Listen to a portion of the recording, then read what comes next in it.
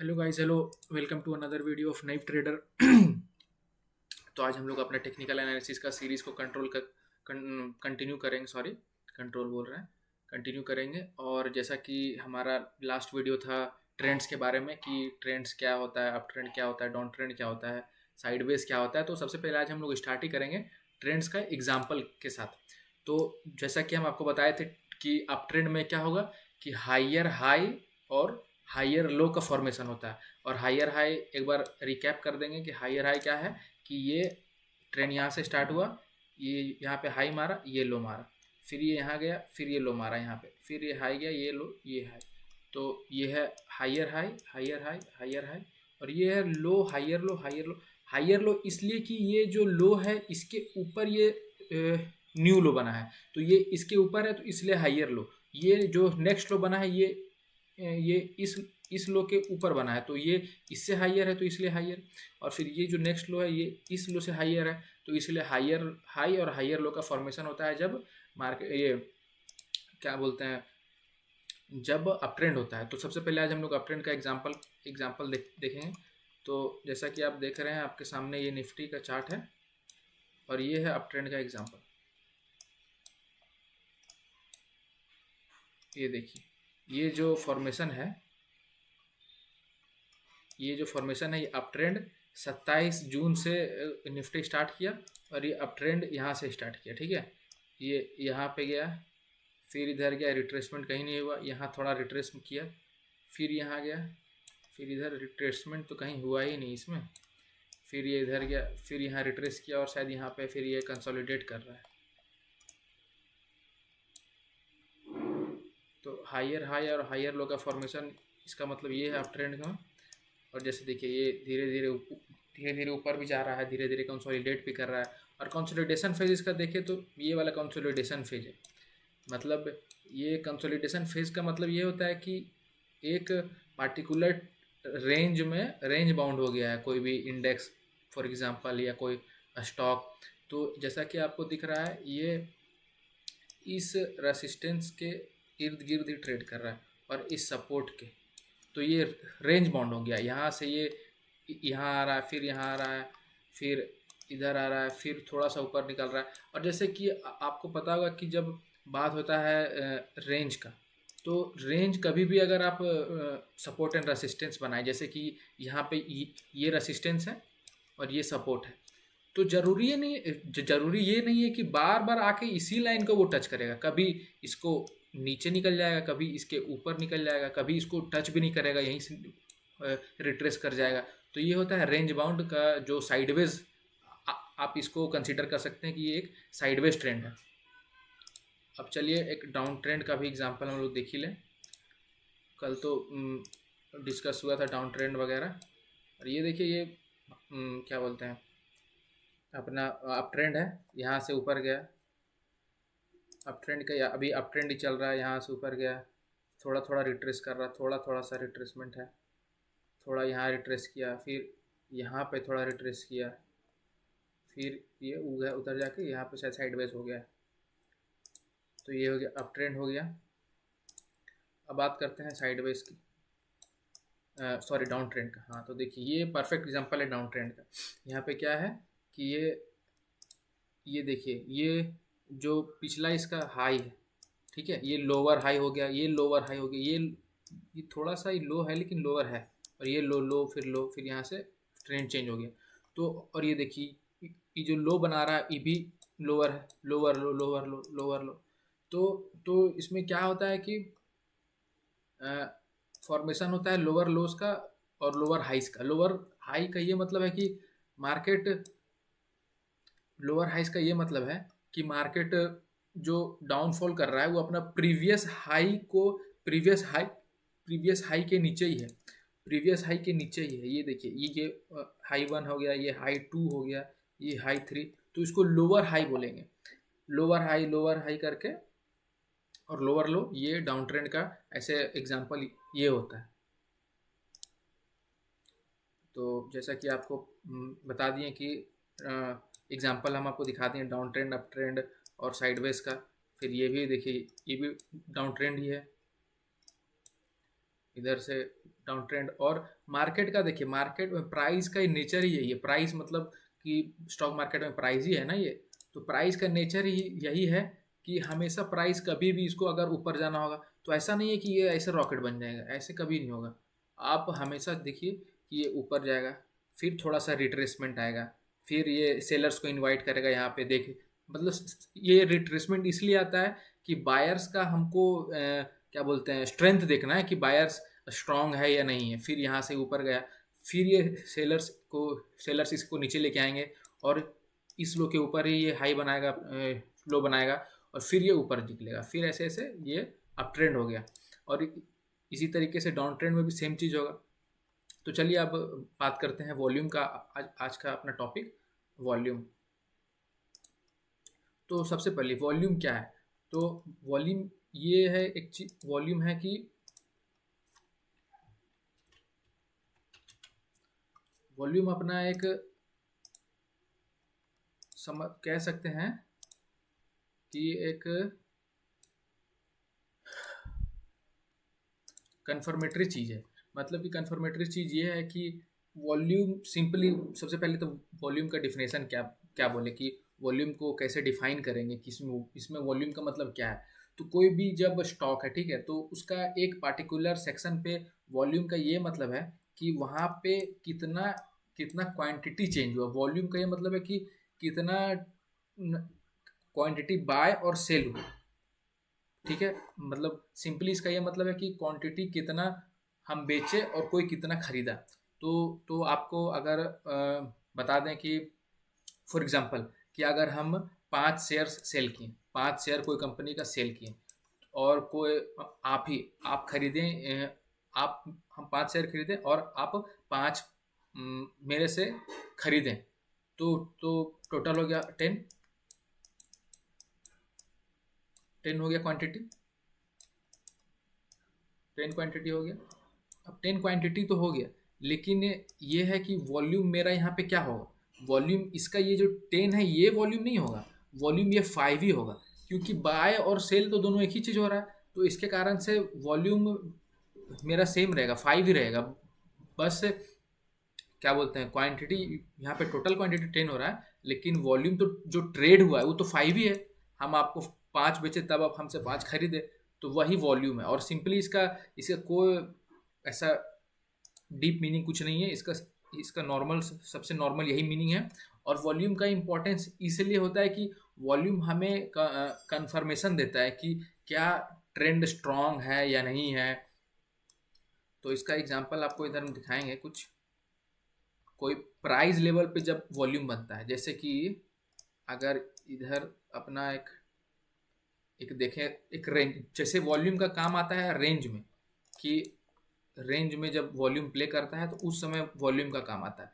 तो सपोज देखते हैं एक रेंज, हम लोग सबसे पहले, अभी आपको उतना डीप लेके नहीं जाएंगे, लेकिन एक रेंज देखेंगे कि एक रेंज क्या होता है। रेंज ये होता है कि एक मार्केट एक बॉक्स में ट्रेड कर रहा है, मतलब कि इसका ये अपर लेवल को टच कर रहा है, फिर वहां से इसका ये इसमें इसमें टच हुआ, सॉरी, और ये अपर लेवल को टच किया, फिर ये लोअर लेवल पे आया, फिर अपर लेवल पे आया, फिर यहाँ पे थोड़ा इसको ब्रेक किया। लेकिन यहाँ पे एक चीज़ ये गौर कीजिए आप कि वॉल्यूम यहाँ पे नोटिस कीजिए, जब भी ये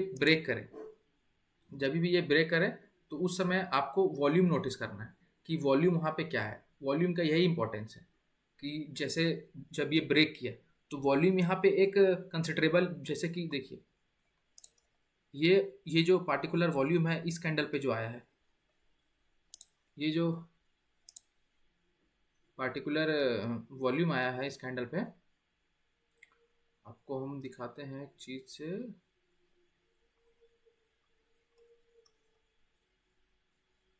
कहाँ गया यार, तो ये देखिए यहाँ पे सबसे पहला ये ब्रेक किया है,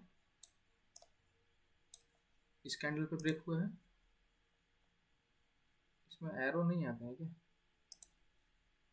तो देखिए सबसे पहला अपना इस कैंडल पे वॉल्यूम आया है, कंसिडरेबल वॉल्यूम आया है। कंसिडरेबल वॉल्यूम का मतलब ये है कि मार्केट यहाँ से जो अपना प्रीवियस, जैसे देखिए ये इस लेवल से देखिए, ये यहाँ पे जहाँ से ये घुसा है यहाँ पे, उसके बाद सबसे पहला ये वॉल्यूम आया, ये वॉल्यूम आया। लेकिन उसके बाद आपको कंफर्मेशन यही करना है इसमें कि ये इसके बाद जो वॉल्यूम आया, ये देखिए ये घट गया, ये घट गया।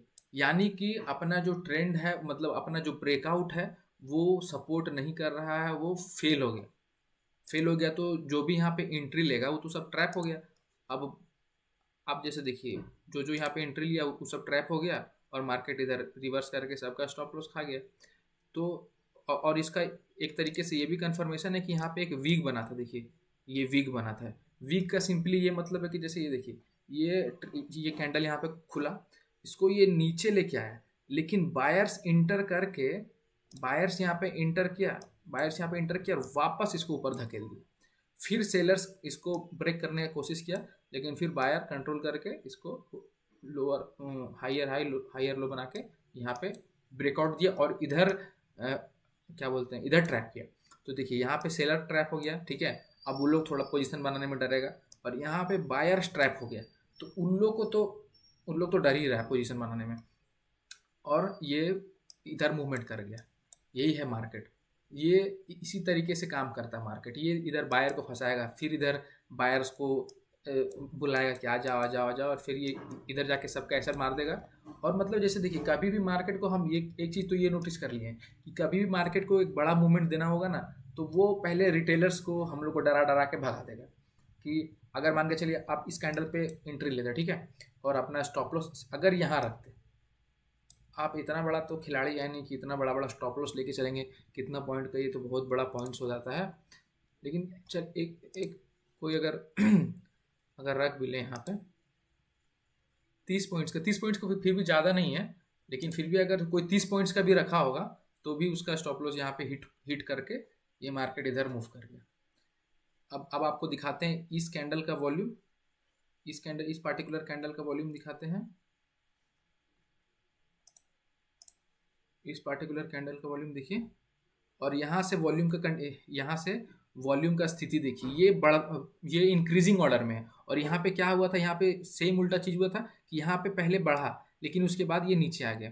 जैसे देखिए, ये यहाँ पे बढ़ा, उसके बाद ये नीचे आ गया, ये थोड़ा सा भी उसके बराबर है, थोड़ा सा बढ़ा, फिर थोड़ा सा बढ़ा, लेकिन इसके जितना कोई कैंडल नहीं है। लेकिन अगर यही चीज़ अगर इस कैंडल पे देखिए, ये ये कैंडल है शायद, ये फर्स्ट ये कैंडल है, फर्स्ट ये कैंडल है। इसके बाद देखिए, ये इससे बड़ा है, ये इससे बड़ा है, ये थोड़ा सा छोटा है क्योंकि यहाँ पे ये थोड़ा सा छोटा है, लेकिन ये फिर भी आगे बढ़ते गया बढ़ते गया।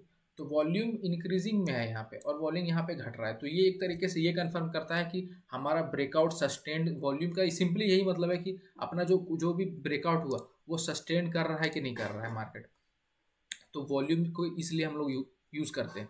और वॉल्यूम के कलर से हमको कोई मतलब नहीं है। वॉल्यूम का आपको कलर दिख रहा होगा, रेड ग्रीन, रेड है, कोई ग्रीन है, वॉल्यूम से कलर का कोई मतलब नहीं।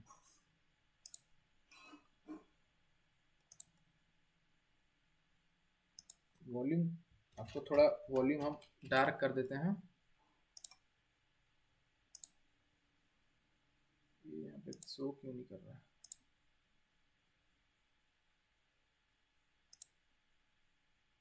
थोड़ा वॉल्यूम आपको हम डार्क करके दिखाते हैं कि कलर से क्या इसका मतलब है। और आपको एक हम ये अपने, हाँ तो देखिए वॉल्यूम, हाँ, तो वॉल्यूम का कलर से आपको कोई भी मतलब नहीं होना चाहिए। वॉल्यूम सिंपली इसका ये इसका मतलब ही नहीं है कि रेड कैंडल है तो ज़्यादा सेलिंग हो रहा है, या ग्रीन कैंडल है तो ज़्यादा बाइंग हो रहा है। वॉल्यूम का बस ये मतलब है, जब वॉल्यूम का कलर से ये मतलब है कि जब भी कोई कैंडल ग्रीन क्लोज होगा तो वो ग्रीन क्लोज होगा। मतलब कि जब प्राइस जो है वो अपने ओपनिंग से ऊपर क्लोज होगा तो वो कैंडल ग्रीन बनेगा। तो प्राइस अपने ओपनिंग से ऊपर ऊपर क्लोज होगा तो वॉल्यूम भी ग्रीन क्लोज होगा। और जब ये नीचे क्लोज होगा तो वॉल्यूम पे रेड क्लोज होगा, और इससे वॉल्यूम से कलर का कोई रिलेशन ही नहीं है, वो बस एक तरीके से डिपिक्ट करने के लिए, चार्ट्स में दिखाने के लिए बता दिया गया है। और वॉल्यूम का आपको हम बताते हैं ये कि एक ये चीज़ बताते हैं कि वॉल्यूम से सबसे पहले तो सबसे इम्पोर्टेंट ये चीज़ है कि वॉल्यूम से हम लोग क्या कंफर्म करते हैं, कि वॉल्यूम से कंफर्म करते हैं ब्रेकआउट, कि अपना ब्रेकआउट सस्टेन किया कि नहीं किया। सिंपली वॉल्यूम का यही मतलब है। वॉल्यूम से सिंपली यही मतलब है कि अपना ब्रेकआउट सस्टेन किया कि नहीं किया। अब आपको कुछ कुछ एक बताते हैं कि अगर अगर ये ब्रेकआउट हुआ यहाँ पे, आपके समझाने के लिए,